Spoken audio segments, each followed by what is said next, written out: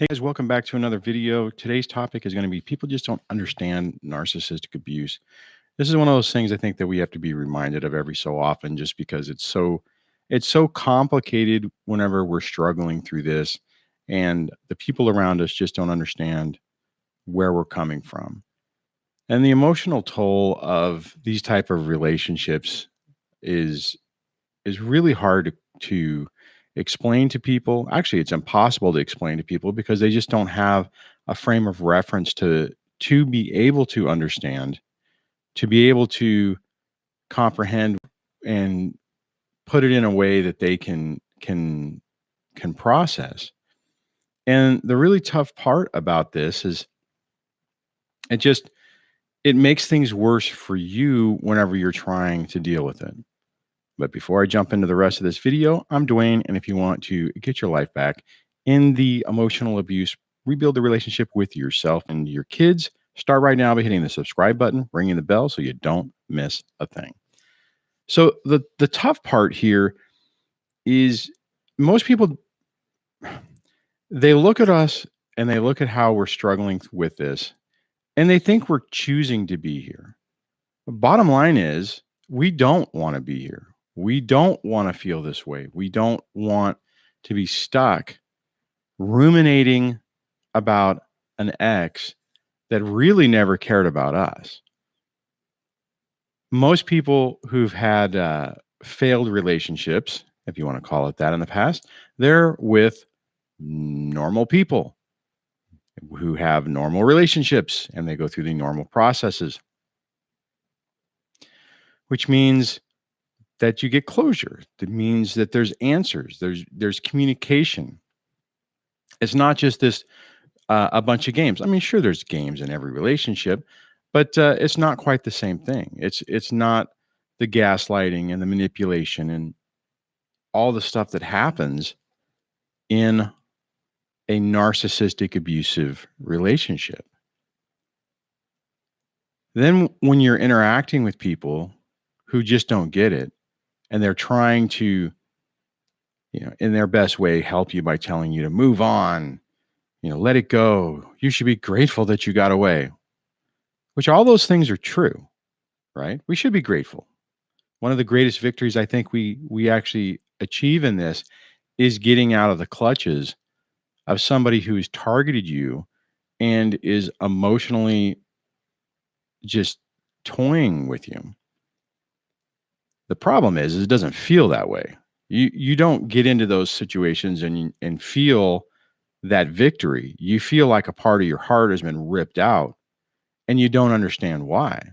You don't have the closure. You don't have the context to be able to look at your situation and see what might be easier for other people to see. And then what happens is you start beating yourself up for not getting better. You look at everyone else and you start comparing yourself to everyone else, thinking it shouldn't be like this. I should be different. I shouldn't be still stuck. I remember during that phase for me, whenever I was like approaching, I think it was like year 3, I'm just like, holy crap, when is this going to end? When is something going to change? It felt like I was in this infinite do loop that just wouldn't end. And again, it's one of those things where people on the outside of it just don't get it. They may be able to see that you're struggling. They may be able to see that you're trapped, but they don't have any ability to help you get from point A to point B. And I think in the early part of this, the validation that what you're going through is real is critically important, because until you find something that makes sense or helps you to make sense of everything, it's really tough. I remember when in my situation, my therapist had said, you might be dealing with somebody who has a narcissistic personality disorder. And then I looked it up And I'm like, "Oh my god," I finally, after, Jesus, I guess realistically decades, felt like I actually had some answers. Things started to make sense. Even with that, it wasn't like it was one of those things where everything got better. Well, okay, everything did get better, but it wasn't like night and day and the rest of the days going forward were easy. It still wasn't easy. Once you can wrap your head around the context of what you're actually going through, then you can take the steps to try, well, to break it down in a way to figure out how you really got there. The tough part about that particular time frame is then you're even harder on yourself because now you understand. It's like, oh, okay, I think that the reason this is all happening is because of all this stuff, all the MPD and all those patterns of behavior. But that still isn't the end state. It still takes time. And throughout all of it, somebody who hasn't had the experience just isn't going to understand. Maybe you might be able to talk to them so much that they can have a glimpse into it. But fundamentally, whenever your heart's been hurt in such a way with all of this, I mean, and it's a multiple betrayal layer level. You have in one sense, you have the failure of the relationship, and then you just have the evil attacks and the smears that you just don't understand. And again, people who are on the outside of this, who've never experienced this before, will look at it and think, well, nobody is going to viciously act out like that unless there's a reason. Now, as we progress through this, we understand the reason is self-preservation on the narcissist side, that they are trying to maintain their illusion, their image.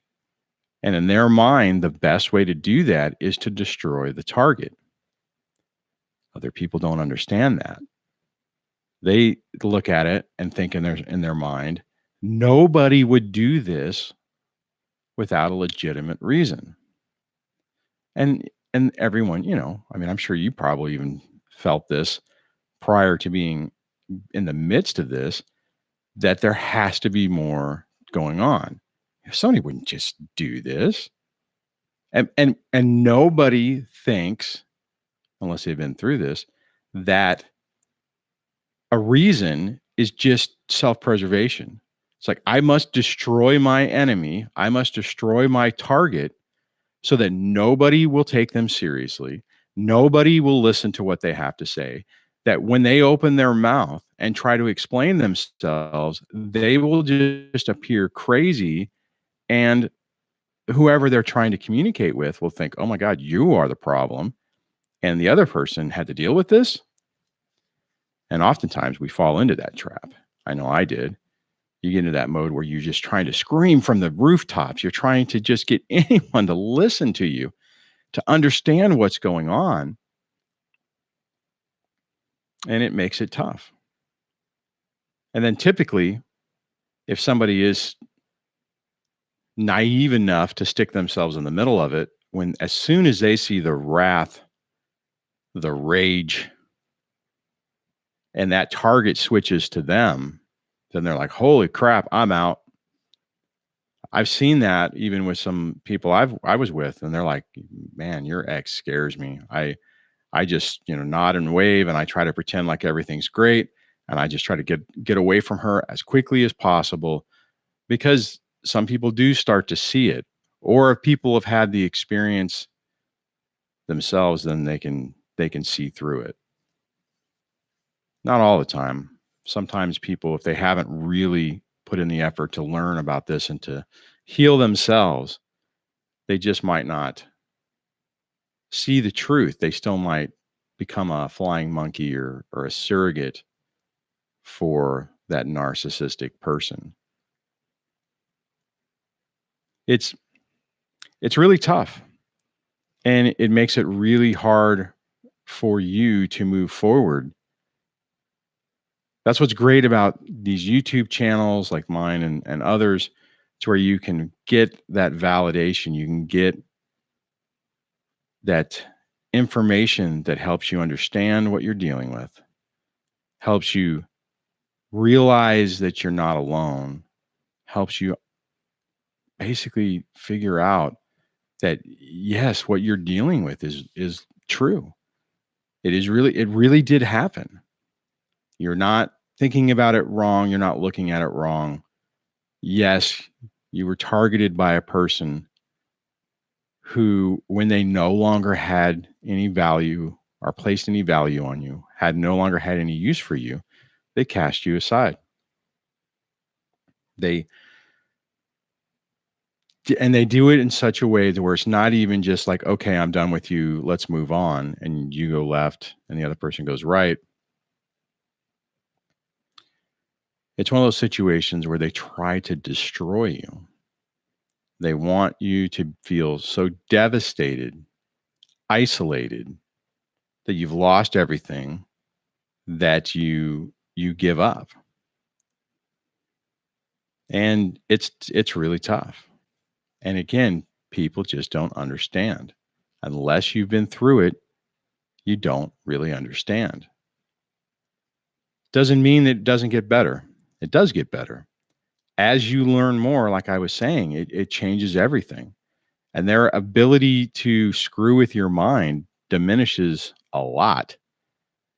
But it takes putting in the time, learning about it, taking, proactive steps to take your life back for things to really change.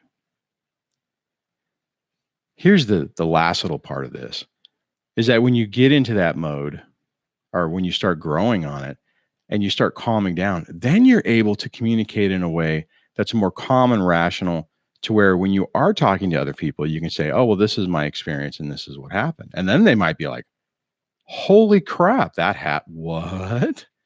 I mean, I've had a lot of conversations like that over the years. So if you're struggling with this and you just can't get out of the hump, so to speak, consider scheduling some coaching time with me. You can do that over at www.dadsurvivingdivorce.com/coaching, and we can work on your specific problems or specific issues to help you get through that. The thing is that you have to take all of this slow. We want the pain to end immediately. We want things to change immediately. And unfortunately, it doesn't happen that way. It takes time to really wrap all of this around your head, to really understand what you've been going through, and to really minimize the emotional effect that the ex has on your life. Now, I know that as a caveat, they can create a hell of a lot of turmoil. And if you're one of the unfortunate few, which is probably 90% of the people that visit this channel, who have children, that makes it a hell of a lot more complicated, because they just have that hold onto your life that can just be like the gift that keeps on giving for an extended period of time. So on that, hope you're doing okay, and I will catch you on the next video. Take care.